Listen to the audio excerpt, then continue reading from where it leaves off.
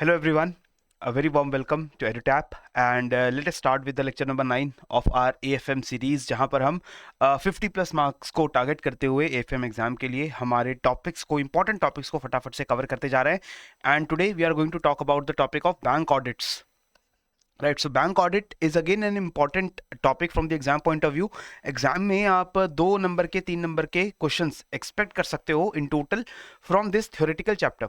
Now this entire chapter has theory and theory only. यहाँ पर आपको कुछ चीज़ें समझनी है और काफ़ी सारी चीज़ें आपको थोड़ी बहुत याद करनी पड़ सकती हैं. There is no numerical, there is nothing conceptual जो आपको बहुत ज़्यादा ट्रिकी लग सकता है समझने के लिए.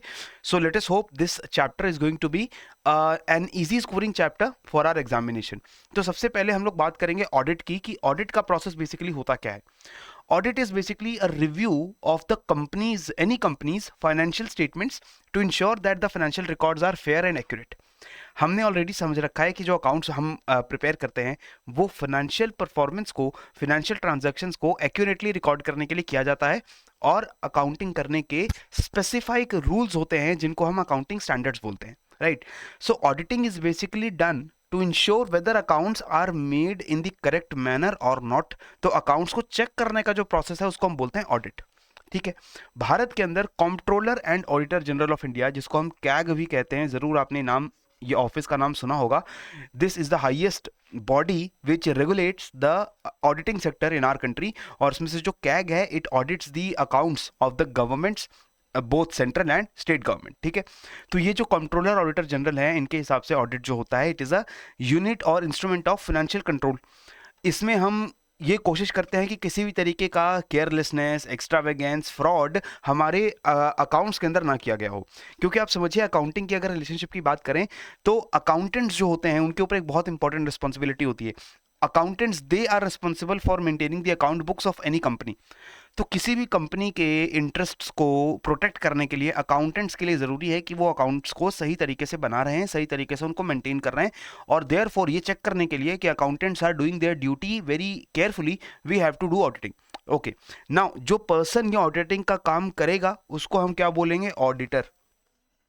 राइट, अब ऑडिटिंग एक बहुत इंपॉर्टेंट फंक्शन हो जाता है क्योंकि भारत के अंदर कंपनीज एक्ट 2013 ये कंपलसरी बना देता है कि ऑडिटिंग करनी चाहिए हमें कंपनी अकाउंट्स की. सो जितनी भी कंपनीज एक्ट 2013 के अंदर रजिस्टर्ड हैं उन सभी कंपनीज के फाइनेंशियल स्टेटमेंट्स को मैंडेटोरली ऑडिट करवाने की जरूरत होती है. ये एक लीगल रिक्वायरमेंट है. इसी तरीके से जो चैप्टर 10 है कंपनीज एक्ट का, उसके अंदर सारी प्रोविजंस दी गई हैं कि कौन लोग हैं, कौन से वो ऑडिटर्स हैं जो कंपनी अकाउंट्स को ऑडिट कर सकते हैं, उनकी क्या क्वालिफिकेशंस होंगी, उनको डिस्क्वालीफाई कैसे करेंगे, उनकी रेम्यूनरेशन कैसे होगी, उनकी पावर्स क्या होगी. ये सारी चीज़ें जो है वो आपके कंपनीज एक्ट के अंदर ही दी गई हैं. So that means that all the banking companies which are registered under the Companies Act 2013 obviously they have to go mandatory accounting auditing, उनको मैंडेटरी ऑडिटिंग करनी है. अब ऑडिटिंग से हमें फायदा क्या होगा? ऑडिटिंग से फायदा होता है कि we will get a true and fair picture of the financial situation. यहाँ पे माय डियर फ्रेंड्स एक चीज़ और ध्यान रखिएगा, मैंने इस पूरी पीडीएफ के अंदर आपको नोट्स भी अवेलेबल करवा दिए. Right, so I am not only giving you the concepts of the entire chapter but I'm also giving you the important notes that you can revise before going into the examination. तो exam में जाने से पहले ये जो जितना भी text इस पीडीएफ के ऊपर है इसको एक बार जरूर पढ़ लीजिएगा. एग्जाम से 1-2 दिन पहले पढ़ करके जाइएगा सो दैट इसके अंदर से अगर आपको कोई multi statement based theoretical question आता है तो उसको आप लोग इजीली आंसर कर पाओ. ठीक है, अब एक चीज ध्यान रखो, ऑडिटिंग के अंदर क्या हम अकाउंट्स की अरिथमेटिक एक्यूरेसी को चेक करेंगे. जैसे अकाउंट्स के अंदर हमें एक चीज पता है, हमने ऑलरेडी जब ट्रायल बैलेंस के बारे में स्टडी किया था तो हमने ये देखा था कि अकाउंट्स के अंदर there can be different types of errors. ये एरर्स आ सकते हैं, ये एरर्स आपके अलग अलग तरीके के होते हैं. जैसे ओमिशन का एरर होता है, आपने ट्रांजैक्शंस को रिकॉर्ड करना मिस कर दिया है. ये कमीशन का एरर हो सकता है. कमीशन का error means there might be some arithmetic error where debit credit की गलती हो गई है या गलत अमाउंट जो है वो एंटर कर दिया गया है. इसके अलावा the errors they can be errors of principle also. Principle का एरर मतलब होता है कि आपने कोई फंडामेंटल रूल, फंडामेंटल जो प्रिंसिपल है अकाउंट्स का, you have violated that kind of a principle. So these kinds of errors they are usually found out using the methods in accounting as well. Accounting के अंदर भी हमारे पास जो methods होते हैं, जैसे एक ट्रायल बैलेंस बनाने का मेथड होता है, उसके अंदर हम कोशिश करते हैं कि जितने भी हमारे से एरर्स कमिट हो रहे हैं वो एरर्स हम लोग यहाँ पर रेक्टिफाई करते हैं. राइट, लेकिन ऑडिटिंग के अंदर हमारा ऑब्जेक्टिव इन एरर्स को आइडेंटिफाई करना प्राइमरी ऑब्जेक्टिव नहीं है। ऑडिटिंग बेसिकली इसलिए की जाती है, ये देखने के लिए की जाती है कि अकाउंट्स में जितने अकाउंटिंग स्टैंडर्ड्स उनको फॉलो करने थे, जो बेसिक प्रिंसिपल्स उनको फॉलो करने थे, वो फॉलो हुए हैं या नहीं हुए हैं, और क्या अकाउंट्स के इंफॉर्मेशन के अंदर किसी भी तरीके का अनफेयर इंफॉर्मेशन डालने की कोशिश की गई है, कोई फ्रॉड कमिट करने की कोशिश की गई है, किसी तरीके से कोई अनड्यू एडवांटेज डिलीवर करने की कोशिश की गई है, ये चीज़ हम आइडेंटिफाई करने की कोशिश करते हैं हमारे ऑडिटिंग के प्रोसेस से। सो ऑडिटिंग आकर जाकर आपकी हर निटी ग्रिटी डिटेल्स को चेक नहीं करेगा, यानी अकाउंट्स में जाकर के हर एंट्री को चेक नहीं करेंगे, हर जर्नल एंट्री को, हर लेजर अकाउंट्स को चेक नहीं करेंगे।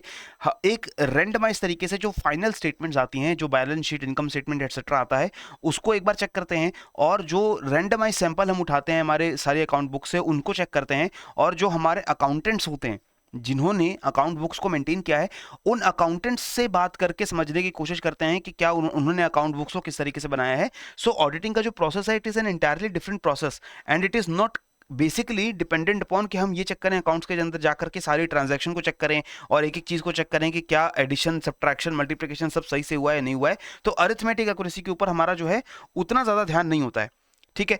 इसके अलावा कंप्यूटर बेस्ड ऑडिट टेक्निक्स आ चुके हैं दोस्तों, जिसमें हम कंप्यूटर्स को यूज करते हैं ऑडिटिंग करने के लिए। सो ये भी बस आपको पता होना चाहिए, ये नाम आप अगर देखें, computer aided audit techniques, CAATS, these are the techniques of audit which take help from a computer system as well.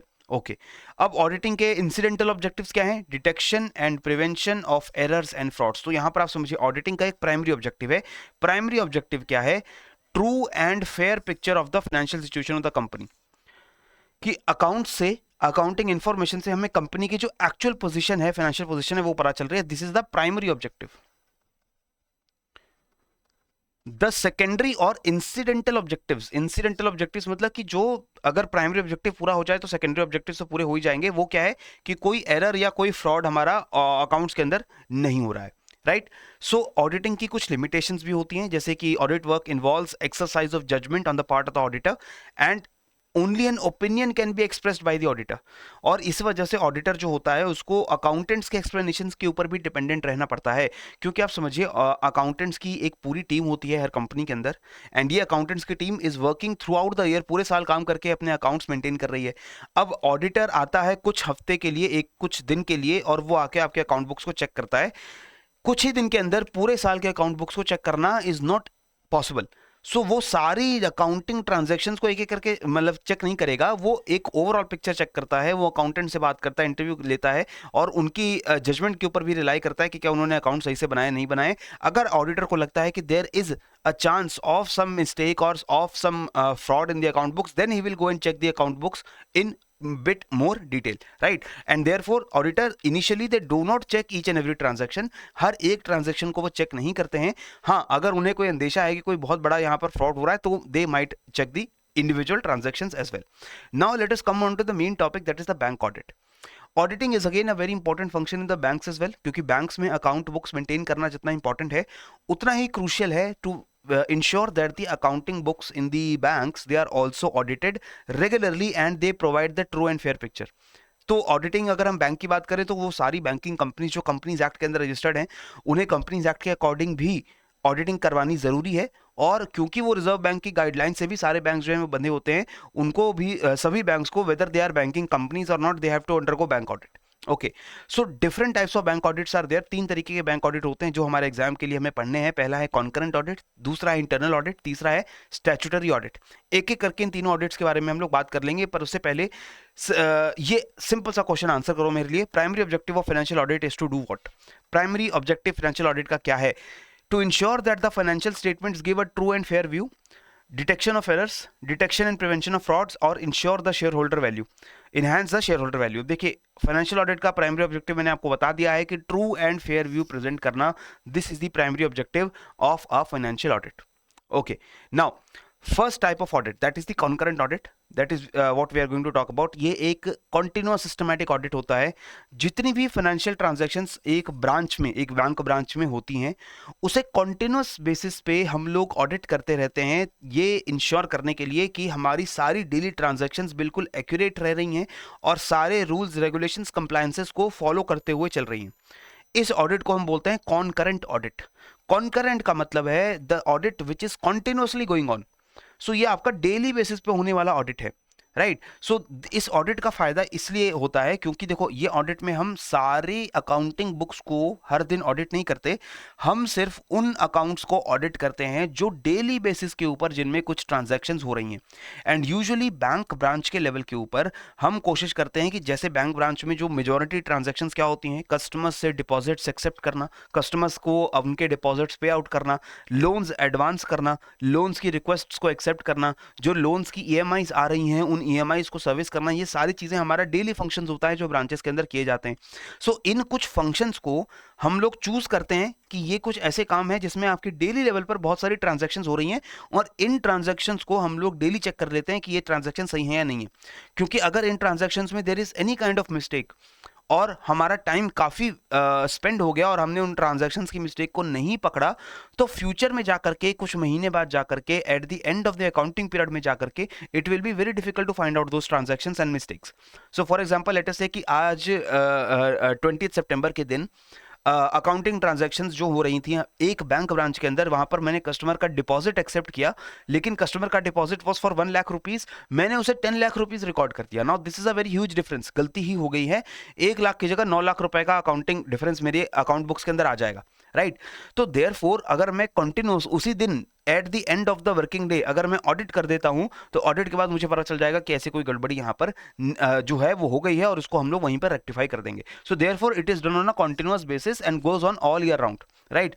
Monthly audits are also conducted by external auditors, कुछ ब्रांचेस के ऊपर विच आर एक्सट्रीमली बिजी, कुछ branches जहां पर ज्यादा workload होता है, ज्यादा ट्रांजैक्शन वॉल्यूम होता है, वहां पर एक्सटर्नल ऑडिटर्स को भी बुला करके मंथली बेसिस के ऊपर हम ये कॉन्करेंट ऑडिट को चेक करवा लेते हैं, ठीक है।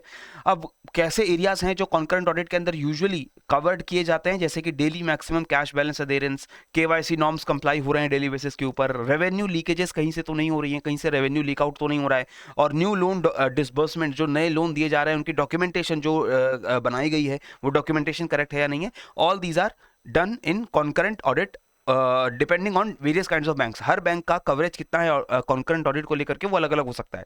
अब यहाँ पर कुछ आरबीआई गाइडलाइंस हैं जो आपको ध्यान से याद करनी है और इसको रिवाइज करके एग्जाम के अंदर जाना है, इसको पढ़कर भी जाइएगा। फटाफट से मैं आपको ये समझा देता हूँ। देखो, हर बैंक की हर ब्रांच के अंदर कॉन्करेंट ऑडिट में यानी कि डेली कंटिन्यूअस बेसिस के ऊपर क्या क्या चीजें ऑडिट की जाएंगी, ये कौन डिसाइड करेगा? This is decided by the bank itself. So every bank will decide कि what they will cover in their concurrent audit in their branches। और ये करता कौन है? हर बैंक के अंदर there is an department of internal audit। Her bank के पास एक इंटरनल ऑडिट डिपार्टमेंट होता है और उस इंटरनल ऑडिट डिपार्टमेंट का हेड ऑफ डिपार्टमेंट भी होता है जिसको हम बोलेंगे head of internal audit. Now please forgive me, क्योंकि देखो मैंने बोला हर बैंक के पास इंटरनल ऑडिट होता है, लेकिन यूजुअली इंडिया में जो लार्ज कॉमर्शियल शेड्यूल बैंक्स हैं उनके पास इंटरनल ऑडिट डिपार्टमेंट्स होते हैं, लेकिन you can assume that there can be many other banks, smaller banks और डिफरेंट काइंड्स ऑफ ब्रांचेस जहां पर बहुत ज़्यादा वॉल्यूम ट्रांजैक्शन नहीं है, और वो बैंक जिनके पास बिजनेस बहुत ज़्यादा नहीं है तो वो अपना ऑडिट डिपार्टमेंट अलग से मेंटेन नहीं करते, वो अपना ऑडिट जो है वो दूसरी कंपनीज को, जो स्पेशलाइज्ड ऑडिट कंपनीज हैं उनको आउटसोर्स भी कर सकते हैं। लेकिन लार्जली आरबीआई की गाइडलाइंस ये कहती हैं कि जो मेजर बैंक्स हैं उनके पास खुद का ऑडिट डिपार्टमेंट होना चाहिए, राइट। और यही ऑडिट डिपार्टमेंट डिसाइड करता है कि उनका कॉन्करेंट ऑडिट में क्या क्या चीजें जो है वो कवर होंगी। इसके बाद जो हेड ऑफ इंटरनल ऑडिट है, he should participate in the selection of concurrent auditors. वो ऑडिटर्स जो कॉन्करेंट ऑडिट कंडक्ट करेंगे वो कौन से ऑडिटर्स होंगे, उनकी सिलेक्शन में भी इंटरनल ऑडिट डिपार्टमेंट जो है उसका एक पार्टिसिपेशन होगी। And this head of internal audit will do the quality review of the current audit work, और कंकरेंट ऑडिट डायरेक्टली उनको रिपोर्ट करेंगे, ठीक है। बैंक अगर खुद के ऑफिशियल्स को भी इंटरनल ऑडिट पे लगा सकता है, कॉन्करेंट ऑडिट पे लगा सकते हैं, राइट।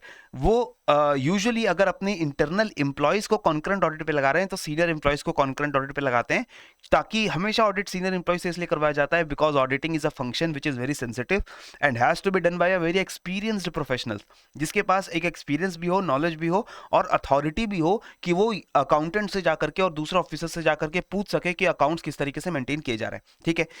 जनरली जो एक्सटर्नल कॉन्करेंट ऑडिटर्स होते हैं वो भी बैंक्स के द्वारा एम्प्लॉय किए जाते हैं, दूसरी किसी एजेंसी से, दूसरी किसी कंपनी से ऑडिटर्स को बुलाया जाता है और बैंक के अकाउंट बुक्स को ऑडिट करवाया जाता है।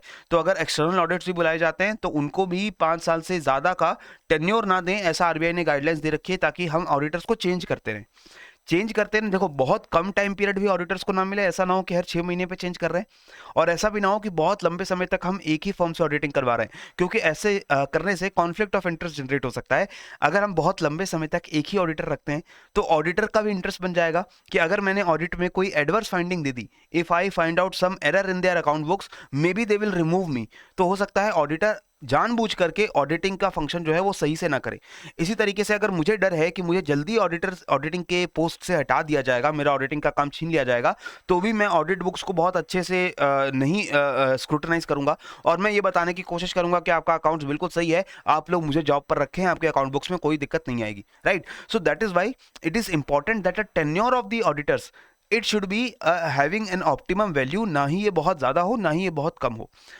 इसके अलावा दूसरा एक फंक्शन होता है internal audit. Although concurrent audit is also a type of internal audit, concurrent audit भी इंटरनल ऑडिट का ही टाइप होता है, क्योंकि इंटरनल ऑडिट क्या है, वो सारे ऑडिट जो बैंक के खुद के स्टाफ के द्वारा किए जाते हैं, राइट, खुद के स्टाफ के द्वारा किए जाते हैं, और बहुत ही लिमिटेड एक्सटेंट में कुछ चार्टर्ड अकाउंटेंट्स के फर्म्स जो कि ऑडिटिंग के फंक्शन में स्पेशलाइज्ड होते हैं, उनकी हेल्प भी यहां पर ली जा सकती है। But according to RBI, mostly the banks they should make sure that the internal operations of the bank वही अपने इंटरनल ऑडिट को इंश्योर करें, ठीक है। अब many banks they are conducting internal audits instead of concurrent audits, और even in addition to the concurrent audits. बहुत सारे बैंक जो है वो कॉन्करेंट ऑडिट कंडक्ट नहीं करते हैं, वो सिर्फ इंटरनल ऑडिट कंडक्ट करते हैं, और कुछ लोग दोनों कंडक्ट करते हैं, concurrent as well as internal. अब डिफरेंट क्या है? डिफरेंस सिंपल है कि कॉन्करेंट ऑडिट डेली बेसिस पे किया जाता है, लेकिन internal audit is not done on a daily basis. इसका एक स्पेसिफाइड टाइम पीरियड होता है जिसके बाद हम इंटरनल ऑडिट को कंडक्ट करते हैं। नाउ एक चीज यहां पर आपको, ये इंपॉर्टेंट लाइंस है, इनको आपको ध्यान रखना है। देखो, banks internal audit function must be independent of the other audit activities, चाहे वो कंकरेंट ऑडिट हो, चाहे वो आप कोई दूसरा ऑडिट कंडक्ट करवा रहे हैं। इंटरनल ऑडिट का फंक्शन अलग होता है बाकी सभी ऑडिट फंक्शन से, वो इंडिपेंडेंटली कैरी आउट किया जाना चाहिए। Internal audit team must be given the appropriate authority to carry out the functions with objectivity and it must be free to report its finding। जो इंटरनल ऑडिट टीम है उस पर किसी तरीके का कोई प्रेशर ना हो, और इसीलिए कहा जाता है कि जो इंटरनल ऑडिट की टीम होती है इसमें सीनियर ऑफिशियल्स होने चाहिए, क्योंकि अगर यंगर ऑफिशियल्स को आप ऑडिट टीम में ज़्यादा रखते हैं तो सीनियर ऑफिशियल्स के प्रेशर में आकर के वो गलत रिपोर्ट देने को मजबूर हो सकते हैं। सो that is why it is important that this internal audit team is sufficiently senior and having all the required skills, right?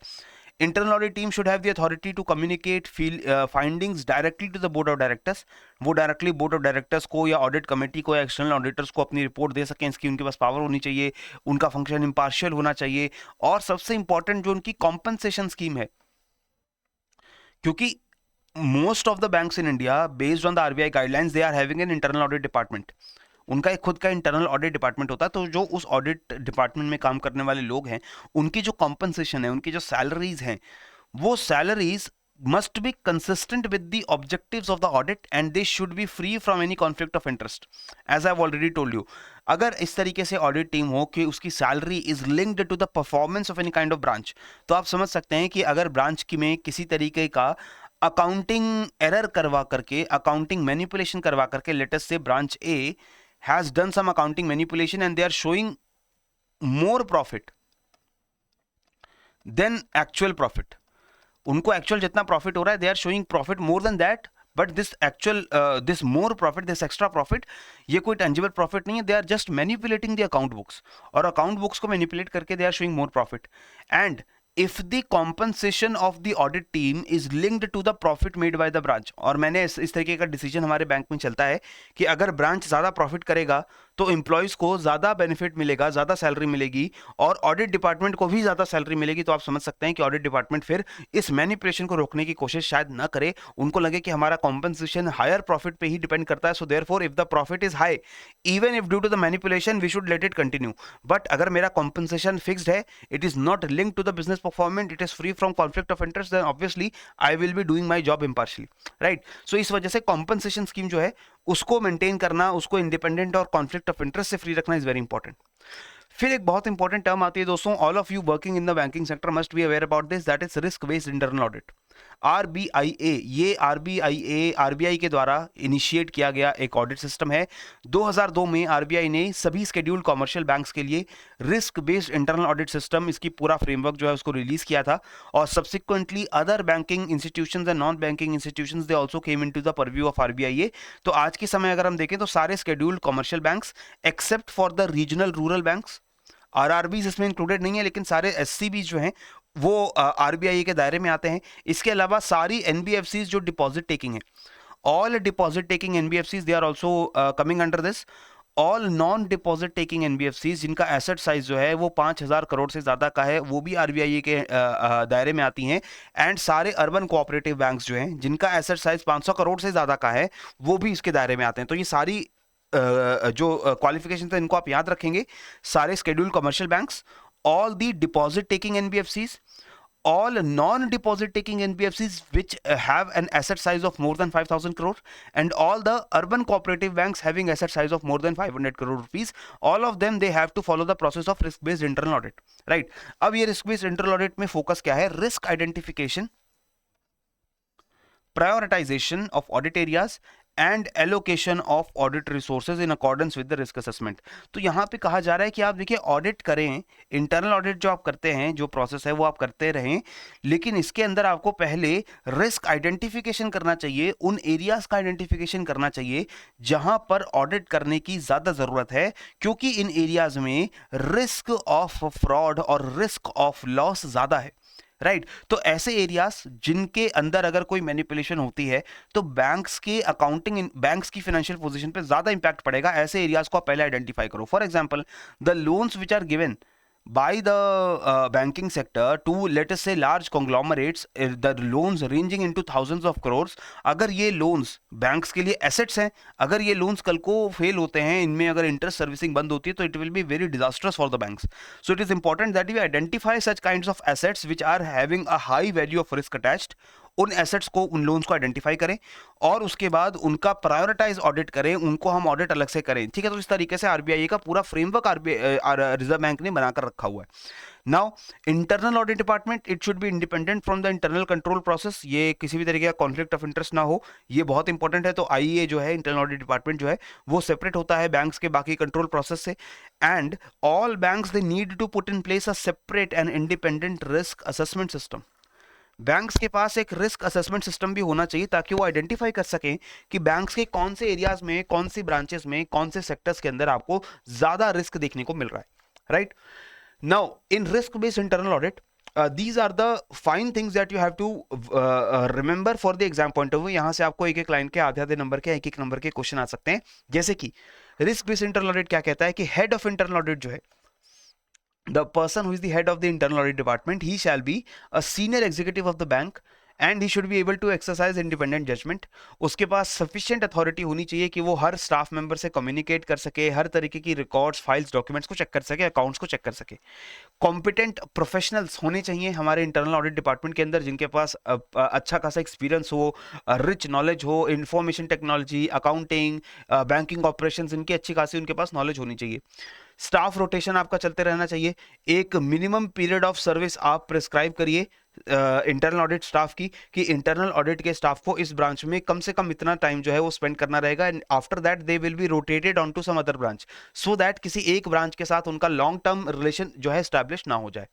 Next, appointment of head of internal audit का जो हेड है उसका जो अपॉइंटमेंट होगा उसका एक टेनर होगा, minimum 3 years का टेनर आरबीआई जो है वो प्रिस्क्राइब करता है कि कम से कम 3 साल का आप टेनर दीजिए, और बहुत लंबा टेनर भी नहीं दे सकते, लेकिन 3 साल से एक छोटा टेनर भी आपको एचआईए को नहीं देना चाहिए, so that there must be some stability and security of tenure in the position of head of internal audit, और वो अपना काम जो है वो पूरी तसल्ली से कर सके।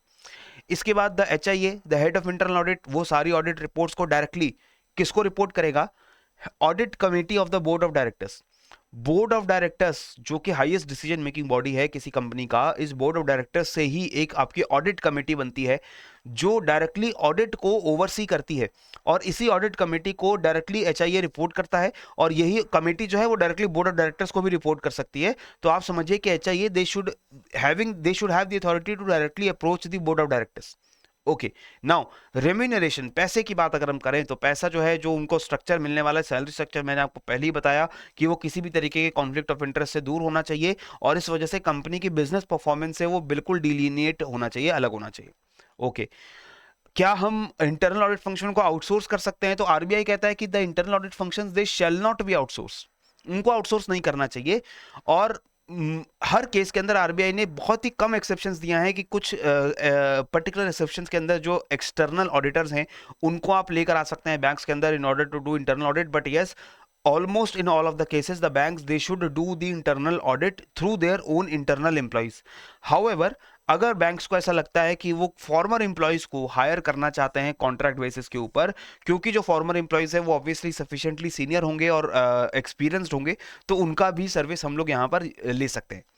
Banks they must ensure and demonstrate through proper documentation that the risk based internal audit framework has been done and सारे risk assessment को अच्छे से किया गया है और जितने भी risky areas थे जहां पर high risk involved था वहां पर हमने audit किया है। So documentation trail has to be established very sufficiently, right?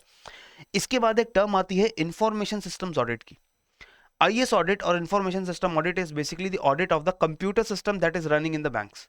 Banks में आजकल सारा जो आपका काम हो रहा है वो आपका कंप्यूटराइज्ड है, आपकी अकाउंटिंग भी जो होती है वो कंप्यूटराइज्ड होती है। तो यहाँ पर हम यूजुअली किस तरीके से हमारे कंप्यूटर एसेट्स को सेफगार्ड करें, जिसमें हमारा हार्डवेयर भी आएगा, सॉफ्टवेयर भी आएगा, हमारा सर्वर्स भी आएंगे, हमारा डेटा जो बैंक के सर्वर्स में स्टोर्ड है वो कस्टमर्स का डेटा है, वो बैंक की फाइनेंशियल इंफॉर्मेशन का डेटा है, वो डेटा भी हमारा एसेट है, उसकी सिक्योरिटी भी यहाँ पर हमें इंश्योर करनी होती है। डेटा इंटेग्रिटी, कि डेटा बिल्कुल एरर फ्री है और डेटा को यूज करके हमारे एफिशिएंटली गोल्स अचीव हो रहे हैं, ये सारी चीजें जो हैं वो इंफॉर्मेशन सिस्टम्स ऑडिट के अंदर देखी जाती हैं। अब इसके अंदर ऑब्वियसली जो आईटी प्रोफेशनल्स हैं उनकी हमें हेल्प लेनी पड़ती है। सो इंफॉर्मेशन सिस्टम ऑडिट या आपके auditors plus IT professionals, the people who have a good knowledge and experience of the computer working, उनकी भी हम लोग यहाँ पर हेल्प लेते हैं। और इंटरनल ऑडिट को लेकर के, इंफॉर्मेशन सिस्टम्स ऑडिट को लेकर के भी आरबीआई की गाइडलाइंस है माय डियर फ्रेंड्स। जैसे कि आरबीआई ने खुद बता रखा है कि ब्रांचेस के अंदर कितनी वॉल्यूम ऑफ ट्रांजैक्शन पे कितने वॉल्यूम का जो डेटा बैकअप है वो होना चाहिए, सारी चीजें जो है उसको फॉलो करते हुए सारी कंप्लायंस हो रही है नहीं हो रही है, वो चीजें भी यहाँ पर इस ऑडिट के अंदर चेक की जाती हैं। इसके बाद गाइडिंग प्रिंसिपल्स की अगर हम बात करें तो every bank they should have their separate information systems audit team. तो जैसे फाइनेंशियल ऑडिट के लिए उनकी टीम्स हैं, वैसे ही इंफॉर्मेशन सिस्टम्स के लिए भी उनकी एक स्पेशलाइज्ड टीम होनी चाहिए with having adequate information technology, IT का experience, right? And this audit should be carried out on a continuous basis, adopting the risk based approach. जैसा हमने इंटरनल ऑडिट के अंदर देखा था वैसा ही इंफॉर्मेशन सिस्टम्स ऑडिट में भी करना है, right? And assessment of internal audit should involve at appropriate level and it should be done, and IS audit should become essential part of the internal audit as well. तो जो आप internal audit कर रहे हैं वहां पर अपनी financial information को जहां चेक कर रहे हैं, वहीं पर आप इंफॉर्मेशन सिस्टम्स को भी इंटरनली चेक करिए। ये भी बैंक्स के लिए आरबीआई ने गाइडलाइंस दे रखी हैं। Branch managers should submit compliance of do's and don'ts regarding the IS audit key areas on monthly basis.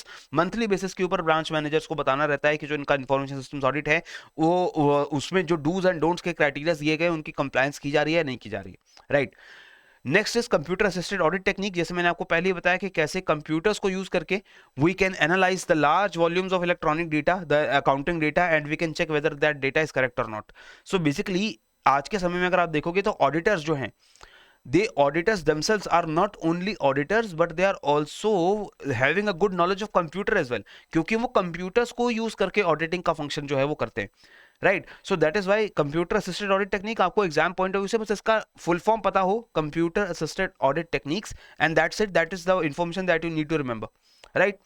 Institute of chartered accountants has issued SIA standards of internal audit number 14 to establish standards on procedures to be followed when an internal audit is conducted in an information technology environment। ये number आप याद रखिएगा, SIA 14, ये chartered accountants India के द्वारा इसको release किया गया है कि जब भी आपका इंटरनल ऑडिट कंप्यूटर्स के थ्रू किया जा रहा है तो क्या प्रोसीजर्स आपको फॉलो करने हैं, क्या स्टैंडर्ड्स आपको फॉलो करने हैं, वो इस स्टैंडर्ड के अंदर बताया गया है, ठीक है? नाउ यूजुअली कंप्यूटर्स को यूज करके we can check out these functions कि ये सारी चीजें जो हैं वो ऑडिटिंग के दौरान, जैसे एंट्रीज को रिकैलकुलेट करना, ट्रायल बैलेंस रिकैलकुलेट करना, लीकेजेस को फाइंड आउट करना, कंप्लायंस को फाइंड आउट करना कि ये फॉलोइंग लेट अस से 50 60 70 100 200 ये 200 चेक पॉइंट सारे के सारे चेक मार्क हो रहे हैं नहीं हो रहे हैं, तो ह्यूमंस के करने की जगह कंप्यूटर्स अगर ये करते हैं तो it obviously will be much more faster, right? Now similar kind of question again, internal audit is aimed at what? Internal audit is aimed at improving profitability, tax planning, ensuring accuracy of the books of the accounts of the bank, or ensuring equal distribution of credit to the weaker sections of society. So obviously audit, चाहे वो internal हो चाहे वो हमारा external audit हो, it is basically to ensure the accuracy of the accounts of the bank, right? Finally comes your statutory audit. Statutory audit ये एक सबसे इंपॉर्टेंट ऑडिट हो सकता है अगर हम बैंक्स के पॉइंट ऑफ व्यू से देखें, just from the regulatory compliance point of view. Because अगर हम देखें कॉन्करेंट ऑडिट आपका सही से चल रहा है, इंटरनल ऑडिट आपका सही से चल रहा है और उसके अंदर कोई भी वेरी बिग मिस्टेक्स आपको नहीं मिल रही हैं, बहुत ही बिग मैनिपुलेशंस नहीं मिल रही हैं, तो बहुत अच्छी बात है। क्योंकि अगर रेगुलर बेसिस पे आपके अकाउंट्स बुक सही चल रहे हैं नहीं चल रहे हैं वो चेक करने की अगर हम बात करें तो हमारा इंटरनल ऑडिट और कंकरेंट ऑडिट वो ज्यादा इंपॉर्टेंट है। क्योंकि हम अगर वहां कंकरेंट में और इंटरनल ऑडिट में कोई गड़बड़ी होती है तो इसका मतलब है कि हमारे डेली अकाउंट बुक्स में कुछ गड़बड़ है। लेकिन स्टैट्यूटरी ऑडिट क्यों इंपॉर्टेंट है? बिकॉज लॉ हमें लीगली बाइंड करता है कि हमें स्टैट्यूटरी ऑडिट करवाना है and it is a legally required audit, right? So section 30th of the banking regulation act of 1949 ये कहता है कि balance sheet and profit loss account जो बैंकिंग कंपनीज के होते हैं they should be audited. And हमने ऑलरेडी देखा है कि कंपनीज एक्ट भी बोलता है कि जितनी कंपनीज रजिस्टर्ड हैं under the companies act they also have to mandatorily go through statutory audit. तो जो बैंकिंग कंपनीज हैं they are governed both by the banking regulation act as well as the companies act. तो दोनों acts के को fulfil करने के लिए they have to do their statutory audit. But if there is a bank which is not a company registered under the companies act, जैसे कि हमारा एसबीआई है, तो it is not a company registered under the companies act but still it has to undergo the statutory audit because it is bound by the banking regulation act, right? So statutory audit जो है it does not look at the intricacies of the banking transactions and relies on the concurrent and internal audit. तो जो statutory audit है वो खुद internal audit पे और concurrent audit की रिपोर्ट्स पे रिलाई करेगा ये चेकआउट करने के लिए कि अकाउंट सही से मेंटेन हो रहे हैं, ऑडिट सही से चल रहा है नहीं चल रहा है। अब मेजर क्या चीजें चेक की जाती हैं स्टैट्यूटरी ऑडिट में? बहुत ही लीगल जो आपकी कंप्लायंसेस हैं जिसमें गवर्नमेंट और आरबीआई के रेगुलेशन शामिल हैं, जैसे पीएसएल की कंप्लायंस, प्रायोरिटी सेक्टर को लेंडिंग हो रही है नहीं हो रही है, लोन्स एंड एडवांसेस सही से दिए जा रहे हैं नहीं दिए जा रहे हैं, cash reserve ratio, statutory liquidity ratio, वो रेशियोज जो आरबीआई के द्वारा मेंटेन आपको करने पड़ते हैं वो आप मेंटेन कर रहे हैं नहीं कर रहे हैं, आरबीआई की गाइडलाइंस को, रूल्स रेगुलेशंस को, इवन फाइनेंस मिनिस्ट्री की अगर कोई गाइडलाइंस आती हैं क्या वो आप रेगुलरली उनको कंप्लाई कर रहे हैं नहीं कर रहे हैं? All these things they are checked out in the statutory audit, right? So who conducts this statutory audit? Internal audit, concurrent audit, all of them they were conducted by the internal auditors, the members or the employees of the bank itself under the internal audit department. लेकिन यहां पर आपका statutory audit conduct करने के लिए there is a panel of eligible chartered accountants. ये panel कौन prepare करता है? Reserve bank of India. Reserve bank of India recommendations मांगता है चार्टर्ड अकाउंटेंट्स के इंस्टीट्यूट ऑफ चार्टर्ड अकाउंटेंट्स से और कंट्रोलर ऑडिटर जनरल से कि भारत के अंदर कौन से ऐसे ऑडिटर्स हैं, कौन से ऐसे चार्टर्ड अकाउंटेंट्स हैं which can be eligible to do statutory audit. और ऐसे सभी चार्टर्ड अकाउंटेंट्स की एक लिस्ट बनाता है आरबीआई, पूरा एक पैनल बनाता है और ये पैनल पब्लिकली अवेलेबल होता है आरबीआई की वेबसाइट के ऊपर भी। और इस पैनल के अंदर से बैंक्स को चूज करना होता है कि वो अपना स्टैट्यूटरी ऑडिट किस पैनल से करवाएंगे। तो जितने भी प्राइवेट बैंक्स हैं वहां पर उनकी जो एनुअल जनरल मीटिंग होती है शेयर होल्डर्स की वो डिसाइड करते हैं। तो जितने लिस्टेड बैंक्स हैं उनके एनुअल शेयर होल्डर्स की जो मीटिंग होगी वहां पर वो अपॉइंट करेंगे इसी पैनल के अंदर से। They will choose the auditors from the panel itself, right? The public sector banks उनके पास ये फ्रीडम होती है कि उनका जो बोर्ड ऑफ डायरेक्टर्स है वो ऑडिटर्स को अपॉइंट करेंगे। तो board of directors of PSUs और public sector bank sorry they will be appointing the auditors but from this panel only. तो इसी पैनल से ये अपॉइंट होंगे, लेकिन तरीका अलग अलग है। पब्लिक सेक्टर बैंक्स का बोर्ड ऑफ डायरेक्टर अपॉइंट करते हैं, चूज करते हैं, और एनुअल शेयर होल्डर्स मीटिंग के अंदर प्राइवेट बैंक्स के लिए उनकी अपॉइंटमेंट की जाती है। अब ये जो स्टैट्यूटरी ऑडिट होगा इसके बाद 3 तरीके की रिपोर्ट जो है स्टैट्यूटरी ऑडिटर आपको देते हैं। पहली रिपोर्ट है statutory audit report as per the standard 700, 705, 706 issued by the ICI. इसके अंदर आपकी स्टैट्यूटरी ऑडिट की जो बेसिक कंप्लायंसेस हैं जो अकाउंटिंग पॉइंट ऑफ व्यू से पूरी हो जानी चाहिए उसकी पूरी रिपोर्ट स्टैट्यूटरी ऑडिट रिपोर्ट में होगा। इसके साथ they release a long form audit report LFAR, long form audit report ये आरबीआई की गाइडलाइंस के हिसाब से बनती हैं और इसमें आरबीआई के कुछ गाइडलाइंस कंप्लाई हो रहे हैं नहीं हो रहे हैं उसकी इंफॉर्मेशन रहती है। Next comes your tax audit report. This is as per the income tax act of 61। यहां पर बैंक्स के द्वारा टैक्स ऑब्लिगेशंस को फुलफिल किस तरीके से किया जा रहा है नहीं किया जा रहा है उसका ऑडिट आपका टैक्स ऑडिट रिपोर्ट आता है। तीन चीजें आप याद रखेंगे, स्टैट्यूटरी ऑडिट रिपोर्ट, इसके साथ साथ आपको लॉन्ग फॉर्म ऑडिट रिपोर्ट और टैक्स ऑडिट रिपोर्ट भी आती है। लॉन्ग फॉर्म ऑडिट आरबीआई की रिक्वायरमेंट्स को पूरा करने के लिए और टैक्स ऑडिट रिपोर्ट जो है वो आपके इनकम टैक्स की रिक्वायरमेंट्स को पूरा करने के लिए। ठीक है, अब स्टैट्यूटरी ऑडिट के ये स्टेजेस है। अब ये स्टेजेस में आपको डिटेल में क्या स्टेजेस याद रखने की जरूरत है? I don't think so you need to remember these stages, but if you go through the process तो आपको खुद, जो आप लोग बैंक्स में काम करते हैं, आपको खुद समझ आ जाएगा कि ये स्टेजेस किस तरीके से आगे बढ़ते हैं। हम पहले रिस्क और मटेरियल मिसस्टेटमेंट्स को उनको असेस करेंगे, उसके बाद हम रिस्क मैनेज करेंगे, एंगेजमेंट होगा, टीम डिस्कशंस होती हैं, उसके बाद ओवरऑल ऑडिट स्ट्रैटेजी बनाई जाएगी। एक ओवरऑल ऑडिट स्ट्रैटेजी के तहत आप डिसाइड करते हैं कि आपका ऑडिट में क्या क्या चीजें कवर होंगी, कैसे वो चीजें कवर की जाएंगी, और इसके बाद बनता है ऑडिट प्लान। एक्सिक्यूशन का प्लान क्या होगा?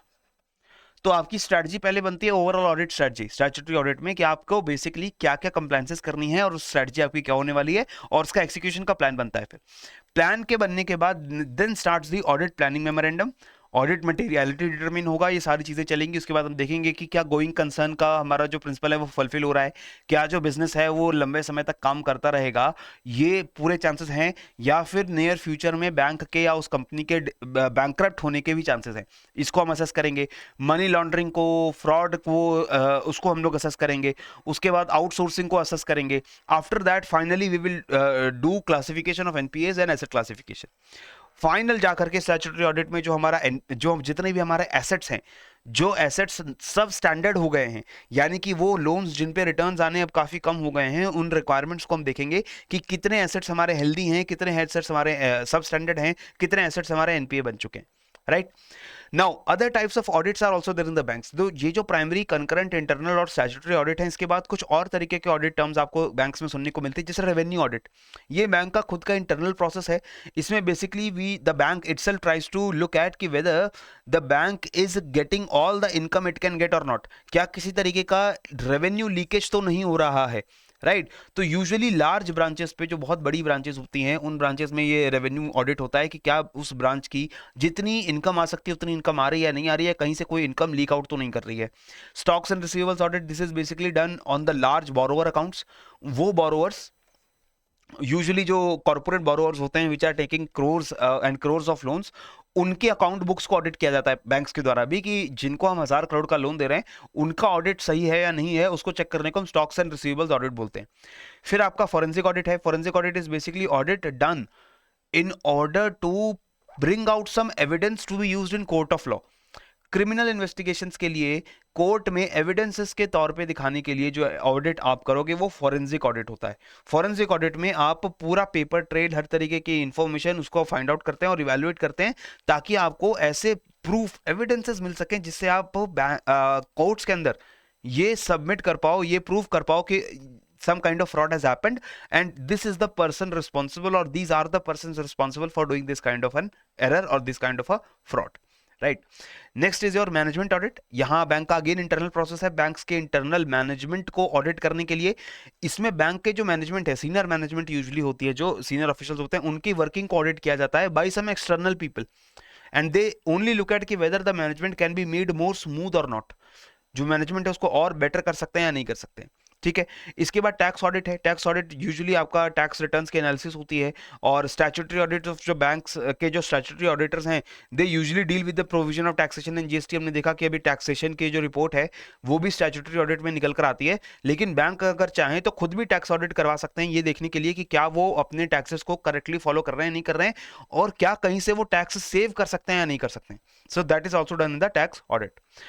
So after this, answer me this question: which of the following statement is not correct? गलत स्टेटमेंट यहां पर क्या है? Forensic audit is an examination and evaluation of financial information for use of evidence in court.